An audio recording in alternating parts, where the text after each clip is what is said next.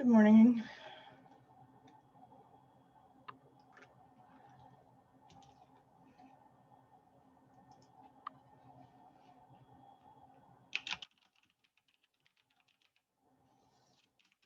How's everybody doing?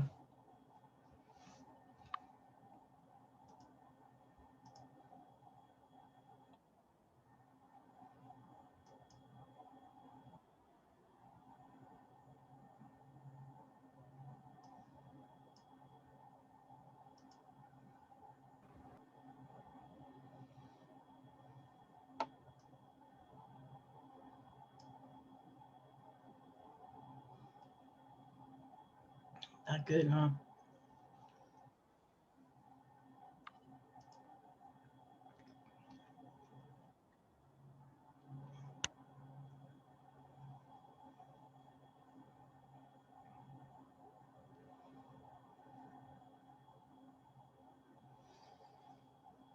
All right.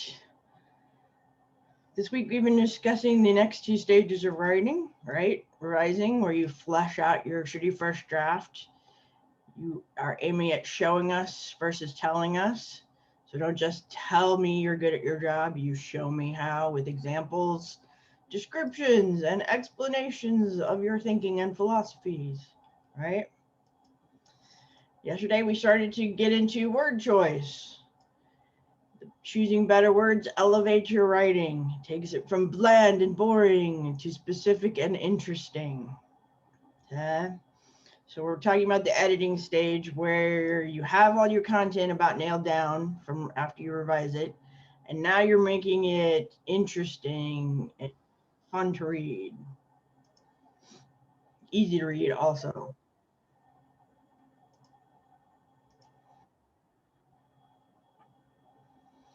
So you're going to apply all of these things to your final resume and cover letter that you're going to turn in on Thursday.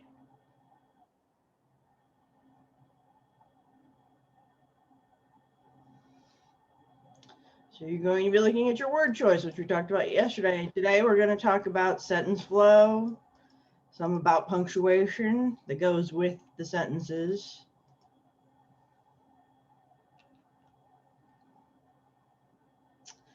So let's talk about sentence flow.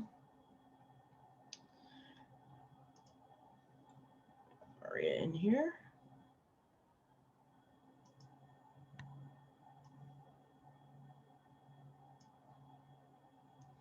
So one of the things I mentioned is your writing can be very choppy if you use all of the same kinds of sentences. So let me show you what I mean. Ideally, you want to vary the length of your sentences because that gives your writing better flow. Okay. So if they're all the same length, the writing can be kind of boring. The Winslow family visited Canada and Alaska last summer to find some Native American art. In Anchorage stores, they found some excellent examples of soapstone carvings. But they couldn't find a dealer selling any of the woven wall hangings they wanted. They were very disappointed when they left Anchorage empty-handed. Okay. I mean, it's okay, but it's deceptively, similar. If you revise it and you're alternating long and short sentences, the Winslow family visited Canada and Alaska last summer to find some Native American art, such as soapstone carvings and wall hangings. Anchorage stores had many soapstone items available. Still, they were disappointed to learn that the wall hangings, which they had especially wanted, were difficult to find. Sadly, they left empty-handed. You can kind of see how short sentences give more impact to ideas. So if you have ideas you especially want to highlight, it is good to save those for the shorter sentences.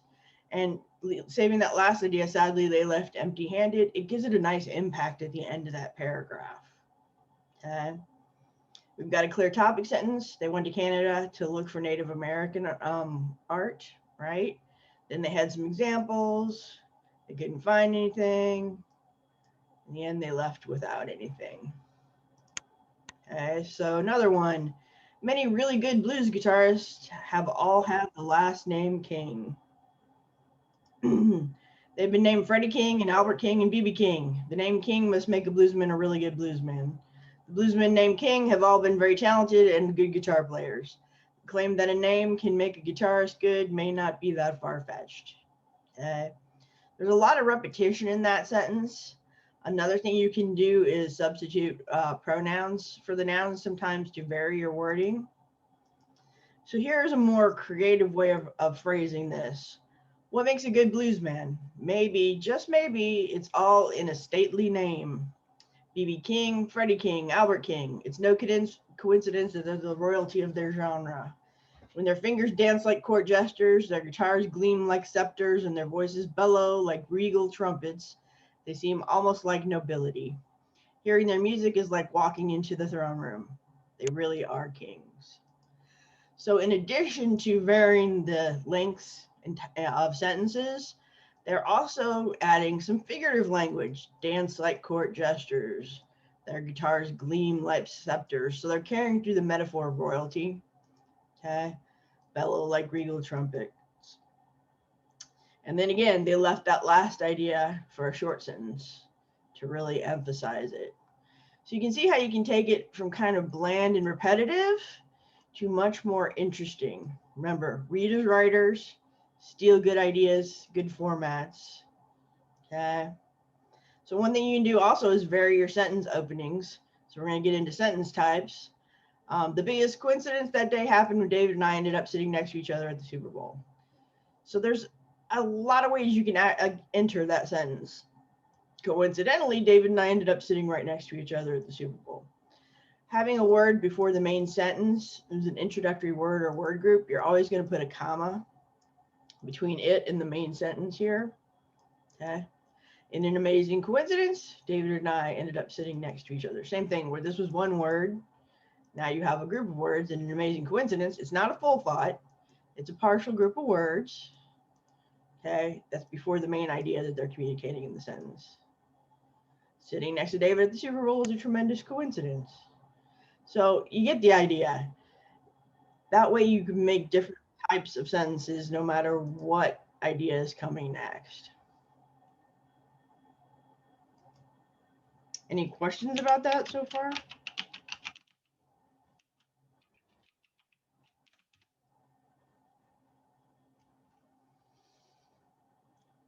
So once you've done your revising, you've added all of your examples, your explanations, your descriptions, take a look at your writing and make sure all of your sentences are of varying lengths because it does give it better flow in addition to choosing the most vivid words, right?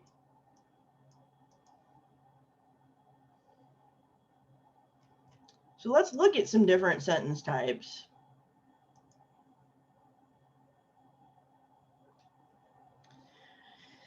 So I referred, and most of you are probably familiar with a simple sentence where you're just expressing one idea, a full idea. Okay. My aunt enjoyed taking the hayride with you. China's Han Dynasty marked an official recognition of Confucianism. Okay.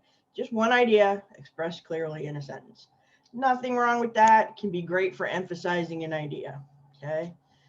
Another kind of sentence is when you take two of those ideas, two simple sentences, and just like with a compound word, takes two words and puts them together to create a new word, you take two complete ideas.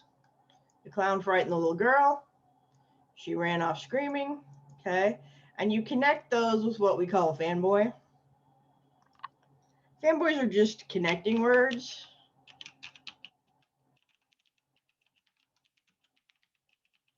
They're also called conjunctions. Don't get too hung up on the terminology. But fanboys, that acronym stands for and, nor, but, or, yet, so. Those are all connecting words, okay, that you can use to connect two complete thoughts with the comma before them. This is one of the major comma rules that if you can remember, like a good 40% of the time you're using a comma, it's in this situation where you've got two complete thoughts connected by one of the fanboys. Now, there are other kinds of connecting words you don't want to do this with. That's why we have the fanboys acronym so you can remember which ones. Don't use it with words like however, moreover, because you'll just create comma splices. So it has to be and all of these words reflect how the ideas relate to each other. Okay, So for example, and means I see these two ideas of being equal to each other. They're of equal weight and importance, okay? But means I'm going to introduce an exception to what I just said in the first part of the sentence. Or means I'm giving you two choices. So not only are they helpful for varying your sentence lengths, but they also tell your readers how the ideas relate to each other, okay? So means this second idea follows from what I just said. It's a result of what I just said. Okay. The Freedom Riders departed on May 4th, 1961, and they were determined to travel through many southern states. Okay. So anytime if this part is not a complete sentence, do not use the comma. Okay. So let's say the sentence said, the clown frightened the little girl and ran off screaming. Now, in addition to not being sure if the girl or the clown ran off screaming is not a complete idea. One way you can test to see if something is a sentence, if you're not sure, is there's a great test phrase that you can put in front of it to see if it makes sense. It is true that the clown frightened the little girl. That sounds like a normal thought. It is true that ran off screaming does not sound like a normal sentence, right? Because there's no subject in the second part of that clause. So if the second part fails the it is true that test, you're not going to use the comma. You can still use the and, okay, but you can't use the comma. Both sides could have to be complete thoughts that could theoretically stand by themselves as sentences. Everybody with me so far? So simple sentence expresses one idea. Compound sentence expresses two or more ideas joined by one of those fanboys for and nor, but, or yet so. Now let's talk about a complex sentence. A complex sentence joins an incomplete thought to a complete thought. Okay. Generally, you'll have it at the beginning. This is the second common rule that, if you can remember, it is also used probably 30% of the time. So you've got 40 and 30. That's like most of the time that you use commas is going to follow one of these two rules. So if you remember no other common rules, get these two down and you'll solve a lot of comma problems if you ever get picked on for them. Okay. So what you have is a clause that depends on something else to complete its meaning. And then you have a full thought after it. That is called a complex sentence. So after Mary added up all the sales, she discovered the lemonade stand was 32 cents short.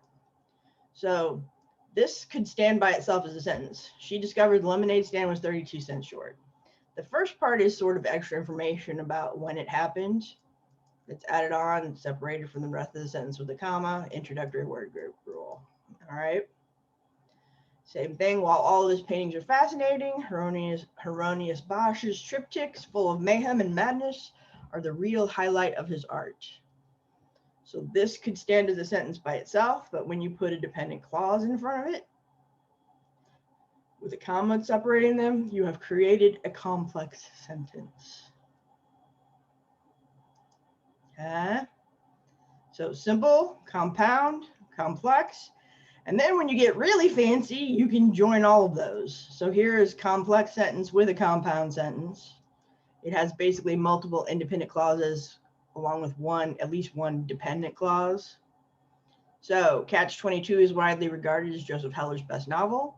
And because Heller served in World War II, which the novel satirizes, the zany but savage wit of the novel packs an extra punch. So let's break it down. Catch-22 is widely regarded as Joseph Heller's best novel. If we use the it is true that test, it is true that Catch-22 is widely regarded as Joseph Heller's best novel.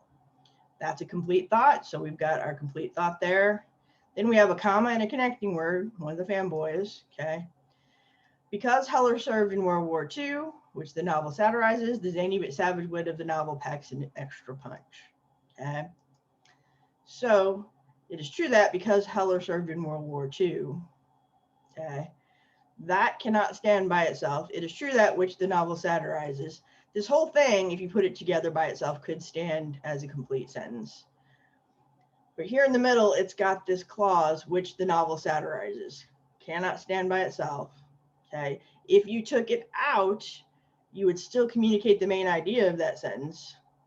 Because Heller served in World War II, the savage wit of the novel packs an extra punch. Okay? Or the zany but savage wit. So this is extra information, a dependent clause that they put in here. They've got 3 of them together. Compound, complex. I wouldn't worry so much about recognizing which sentences they are. I mean, eventually you want to be able to do that. But knowing that you have some short sentences with some longer sentences and some different types of sentences, okay, can really help make your writing more interesting and have much better flow. Questions so far?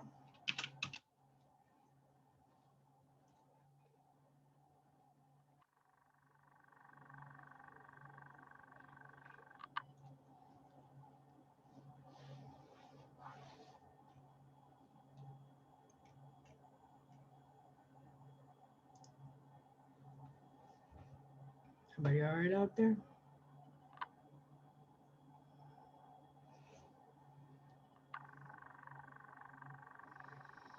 It is good to remember which of these conjunctions are the fanboys. That's why you have the acronym. All right, people are telling me they're good. All right, good. So let's go over those common rules again in a more official capacity. Because if you can learn, like there's lots of reasons that you use commas, but there are probably about 4 or 5 essential rules that if you can get those down, will really help improve your comma usage. Okay. So one of those is to separate 2 independent clauses when they're joined by coordinating conjunctions. So just like we were talking about, this creates a compound sentence, right? You have a full idea here, you have a full idea here, and by that connection, right? The game was over, but the crowd refused to leave. So this is an exception. So even though the game was over, they're introducing that transition to you. It's like a traffic signal. It's like, wait a minute, I'm about to say something that you may not expect, or that's an exception to what I just said. So the game was over, but the crowd refused to leave, because normally the crowd would leave, right? After something, an event is over, the crowd disperses. So now we know that there's an exception to that. Something not normal happened. The student explained her question, yet the instructor still didn't seem to understand. So, excuse me. Again, if we use that it is true that the student explained her question. That sounds like a normal thought. It is true that the instructor didn't seem to understand.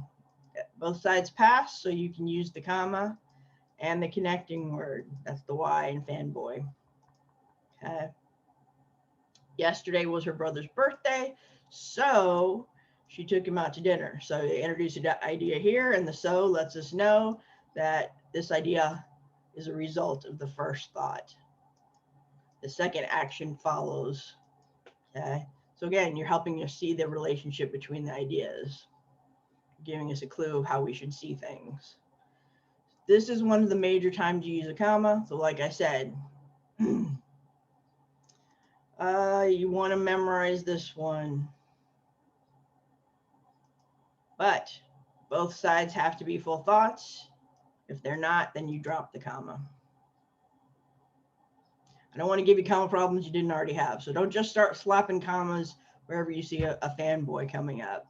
You have to make sure that second part of the sentence or the first part, they're both complete thoughts that pass the it is true that test. Okay. Here's the other big comma rule. You have basically an introductory word, clause, phrase before the main clause. Okay.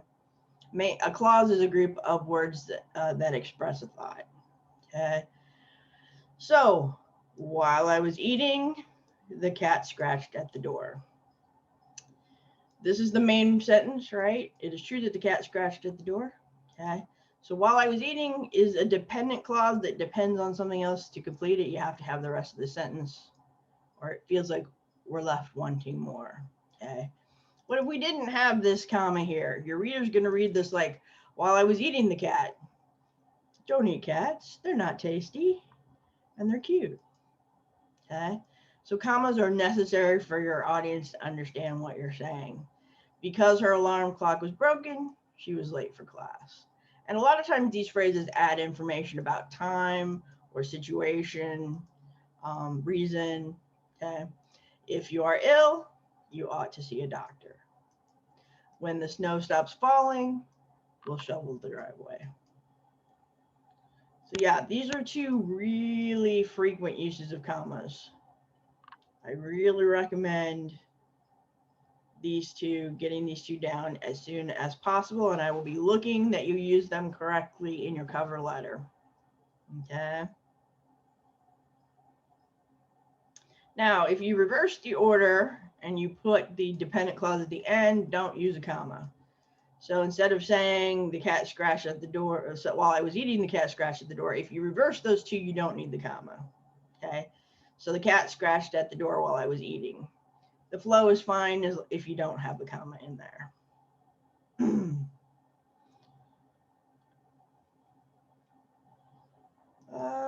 Introductory phrases, pretty much the general rule still follows. You have a main sentence and then you have a group of words before it.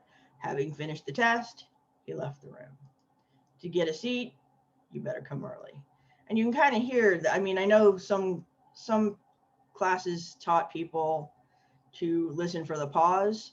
This is one of those cases where it works. It doesn't always work that way. But when you're reading it, if you're putting the comma in there mentally for yourself as the writer, then you need to put one in there for us as the reader. After the test, but before lunch, I went jogging. The sun radiating intense heat, we sought shelter in the cafe. I don't like that sentence. Okay, you can also do it with one word. Well, perhaps he meant no harm. Yes, the package should arrive tomorrow morning. However, you may not be satisfied with the results. So a word, single word, or a phrase before a main sentence, divide it with a comma if it comes first, if the dependent clause comes first. So I'm going to hold you to these comma rules. We're going to talk about more comma rules. But you saw how you had an extra phrase in the middle of the sentence that was set off with commas. Okay. This is where you could take that group of words out and the main idea of the sentence or the sentence would still make sense. If that's true, then you set it off with commas. If we need that piece of information to understand the sentence, then you leave it there. I think we'll discuss that one more another day, though, because I want you to concentrate on these two rules. When you join two thoughts in a compound sentence, use a comma and a fanboy, comma first, then the fanboy. And if you have an introductory word group before the main sentence, separate them with the introductory word group from the main sentence with a comma.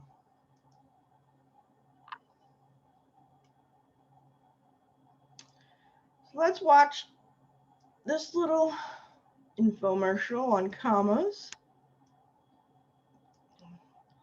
just to kind of reinforce what we're talking about. Paige and I are going to teach you all about your new best friend, the comma.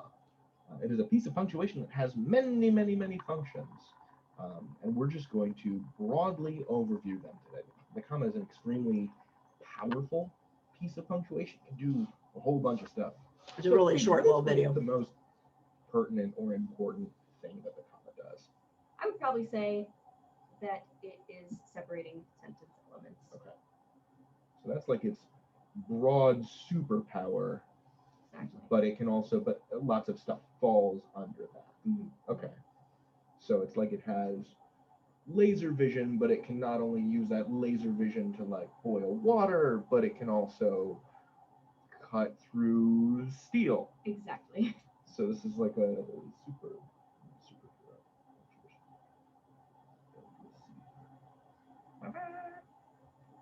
So okay, so how is the comma going to save the day today? How's it going to make our sentences make sense? What are some of the things that it separates? So it can separate elements of lists. Mm-hmm. So for lunch I had tofu, comma, spam, comma, and seaweed.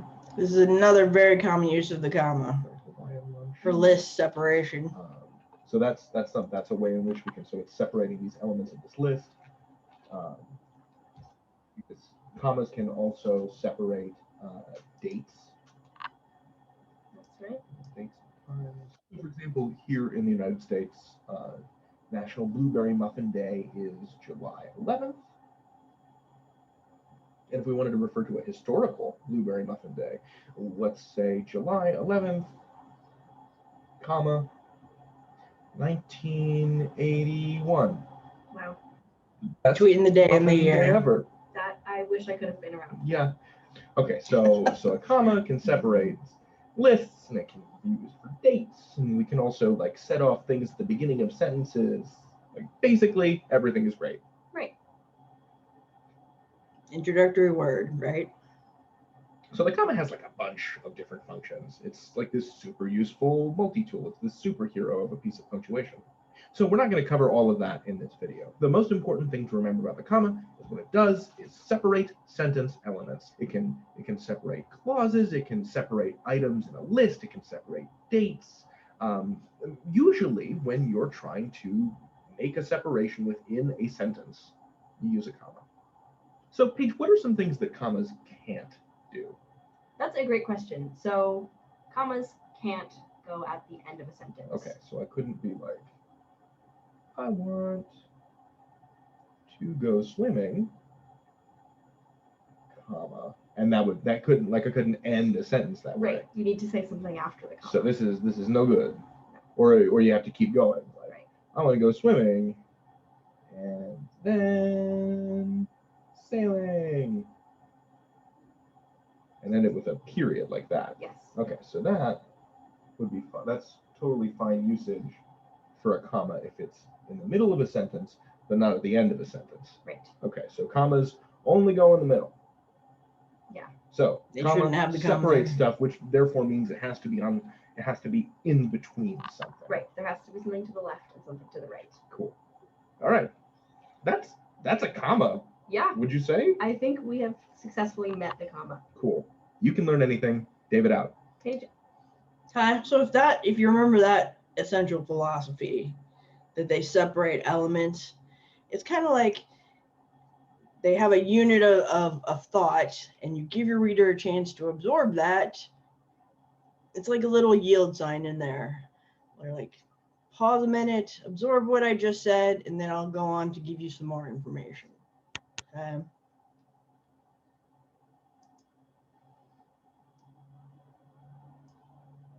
So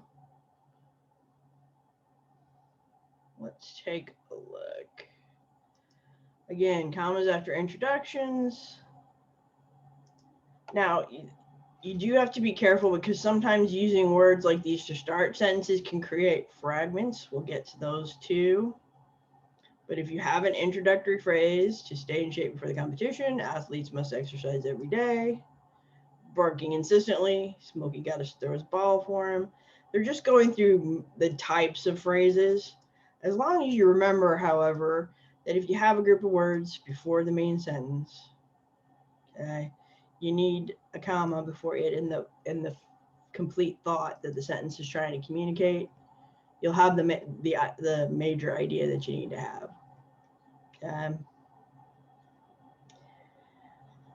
Let's see.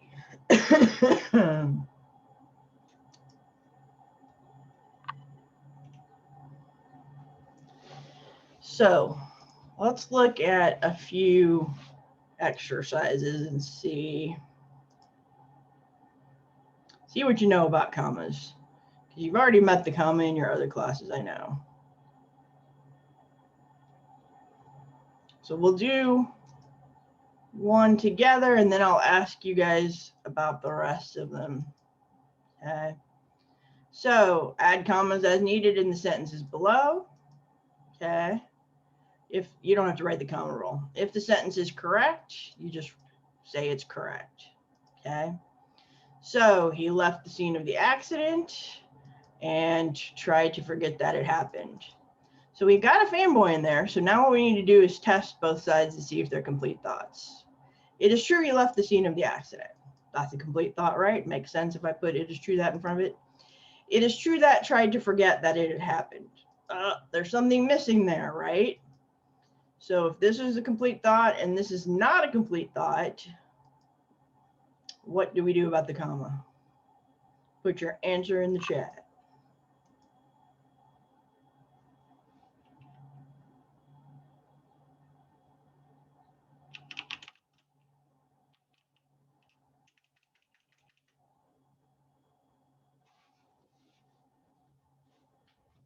If the second part is not a complete thought, thank you for answering. We're not actually going to put a comma, right? Because the rule is both have to be complete thoughts. And since this is not a complete thought by itself, you do not need the comma. You can still use the and. That's just a nice connecting word that you can use. If it said, I tried to forget that it happened, then you would use the comma. But since you're missing the subject of that clause, then this is not a complete thought. It's a dependent clause. So that's what I say when I don't want to give you guys comma problems. Don't just put a comma automatically. If you see this, if the second part of the sentence is not a complete thought, don't use the comma. Okay, if it is, do use the comma. So if we look at the second one, oil, which is lighter than water, rises to the surface. After water, yes. And after oil, yes. So oil, you heard me pause, right? Which is lighter than water, because this is just extra information that's describing it. Because the main thing they're trying to say is oil rises to the surface. This is just extra information that you could take out. And now this one we didn't talk about. Sometimes let's skip this one for now because we're going to talk about adjectives and stacking adjectives later. But I will go over for this one.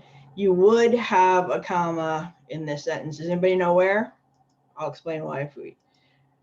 Madame de Stael was an attractive, gracious lady. Where would the comma go? Does anybody know?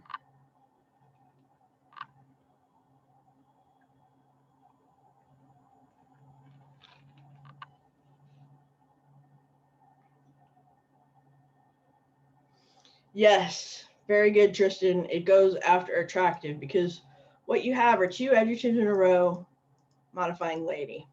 Okay, so two descriptive words, basically. Now, this is another rule that can get confusing because there are two different kinds of adjectives. So the rule is if you can put and between these and it still sounds okay, or if you can rearrange the order, because English is weird about their adjectives. Certain adjectives you can't rearrange because there's sort of an unspoken rule about the order. Like there was a large gray spot on the carpet. Generally we don't say there was a gray large spot on the carpet. It doesn't sound right because we have sort of an order that we put certain adjectives. But if you can put and between them or rearrange the order of them, then you can put a comma between them. So Madame de Stael was a gracious, attractive lady. That still sounds okay. Or Madame de Stael was an attractive and gracious lady. That still sounds all right. So these are the kind of adjectives that you put a comma between. Very good, Tristan. All right, what about nice is a word with many meanings and some of them are contradictory. So we've got a fanboy in here. Test both sides of the sentence and tell me, does this sentence need a comma? It is true that nice is a word with many meanings. It is true that some of them are contradictory.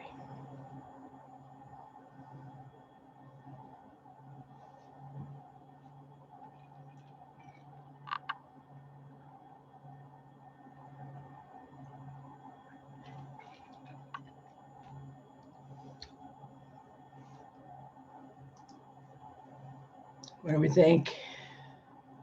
Jonathan, what do you think? Should we put a comma in there?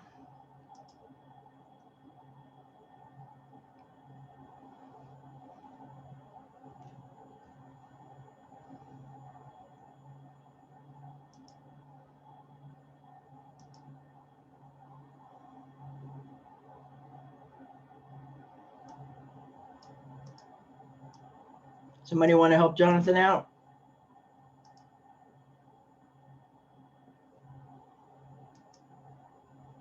Could this stand as a sentence by itself? Nice is a word with many meanings. Yes. Yes, it could. Could I say some of them are contradictory? Would that be a complete sentence? No. We have a subject. We have the verb. This one actually could. It is true that some of them are contradictory. Some is a pronoun, and the pronouns can replace the subject in there. So in this case, it would work. That's why we're practicing these. So you would put a comma there after meanings. Nice is a word with many meanings, and some of them are contradictory. That one's a tricky one because it doesn't have a noun. It's got a pronoun in there that's standing in for it. So that's why we're going over these. The contractor testified the house was completed and that the work had been done properly. So the contractor testified the house was completed. Complete thought? What do we think? Yes. Yes. That the work had been done properly. No. No, correct. So this sentence is correct. There is no comma. The and is just connecting these two thoughts. Okay, but this thought is incomplete because if you put, it is true that the work had been done properly. Well, it does sound all right. But if you put it by itself, that the work had been done properly. He said that the work had been done properly, or the contractor said, you need somebody in there explaining that the work had been done properly. Which brings me to another thing. The it is true that statement does not work on the understood you sentences. So if I say a sentence like, stop that, or sit down, the test phrase will not work on sentences where you understand that I'm talking to you if I'm giving a command. So those command type sentences, those are trickier, and we can talk about those. But it'll work on most of the sentences. Some people refuse to go to the zoo because of pity for creatures that must live in small cages.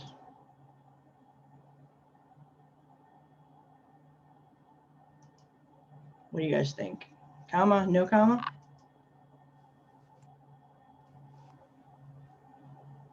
Comma after zoo. I'm glad you said that. Most people think so. I'm going to say no. Because, is it a fanboy?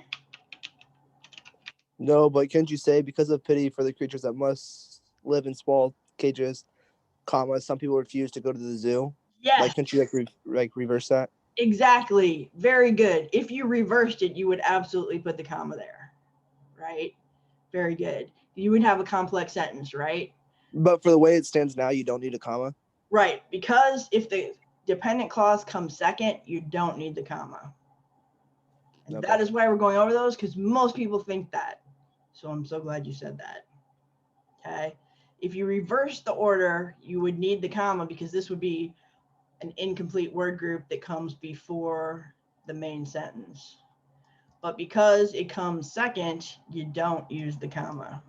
And this is where a lot of people get confused. So I am so glad we are talking about this one. Okay.